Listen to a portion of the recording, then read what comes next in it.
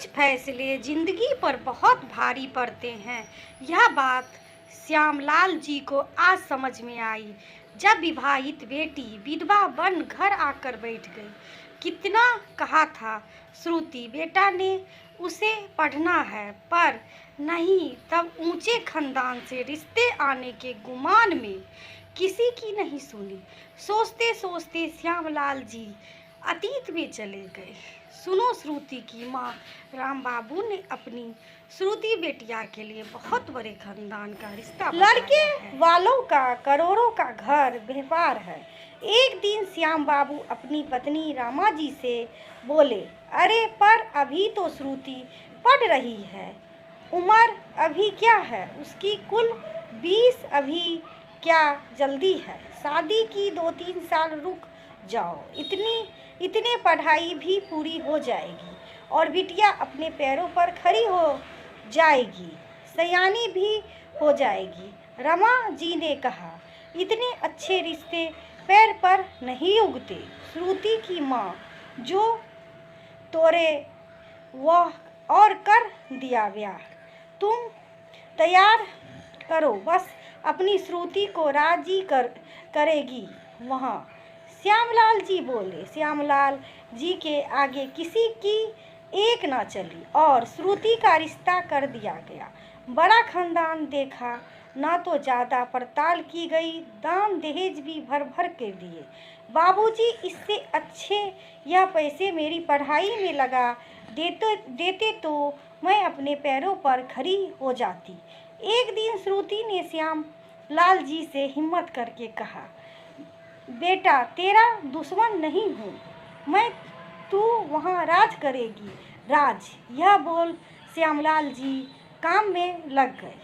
श्रुति गौतम की दुल्हन बन ससुराल के लिए विदा हो गई। शुरू में सब अच्छा था, पर जैसे ही 1 साल बाद श्रुति की बेटी हुई, सबके रंग ढंग बदल गए।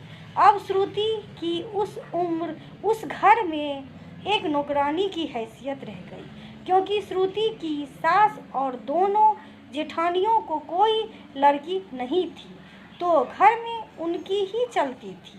फिर भी श्रुति अपनी बेटी के लिए सब सह रही थी। अचानक एक दिन उस पर वज्रपात हुआ।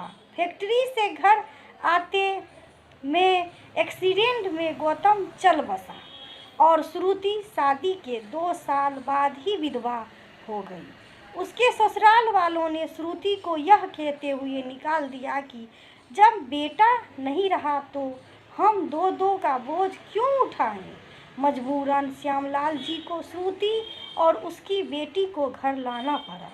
जब श्यामलाल जी को अफसोस था कि 2 साल पहले बेटी की शादी न कर उसे पढ़ाया होता तो यह सब ना होता। आज क्या सोच रहे हो? अचानक रमा जी की आवाज़ सुन श्यामलाल जी जैसे नींद से जागे हो। क्या क्या कह रही थी तुम? क्या हुआ? बैठे बैठे सो गए थे क्या? रमा जी बोली। सो तो 2 साल से रहा था मैं श्रुति की माँ, अब तो जागने का वक्त आ गया। श्यामलाल जी बोले। कैसी बातें कर रहे हो आप? सच बोल रहा हूँ मैं। श्रुति बेटा और श्रुति बेटा। श्यामलाल जी ने श्रुति को आवाज़ दी। जी बाबूजी। श्रुति बेटी को गोद में लिए आई। ला बुलबुल को मुझे दे। रमा इसे संभाल, आज से इसकी जिम्मेदारी तुम्हारी है। श्यामलाल बच्ची को रमा जी को देते हुए बोली। श्रुति और रमा जी हैरान से श्यामलाल जी को देखने लगे।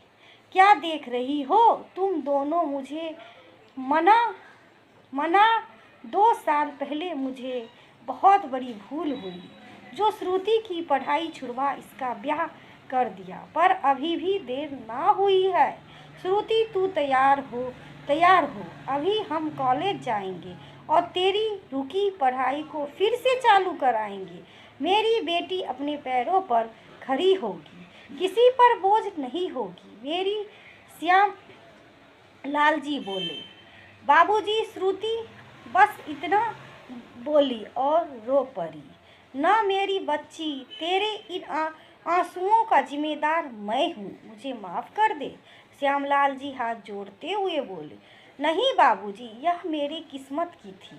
श्रुति बाप के गले लग लग बोली, नहीं, तेरी किस्मत तू खुद बनाएगी। अब जितना चाहे उतना पढ़ेगी और नौकरी करेगी। ना तू किसी ससुराल वालों की भरोसे रहेगी, ना भाई के। तू चल मेरे साथ। रही बच्ची की बात, उसके लिए मैं और तेरी माँ है। श्यामलाल जी बोले, दोस्तों, कुछ माँ बाप बेटी का रिश्ता ऊंचे खानदान में करने को उसके सपने सपने भी मार देते, और जब ऐसा कुछ होता है तो अफसोस करते।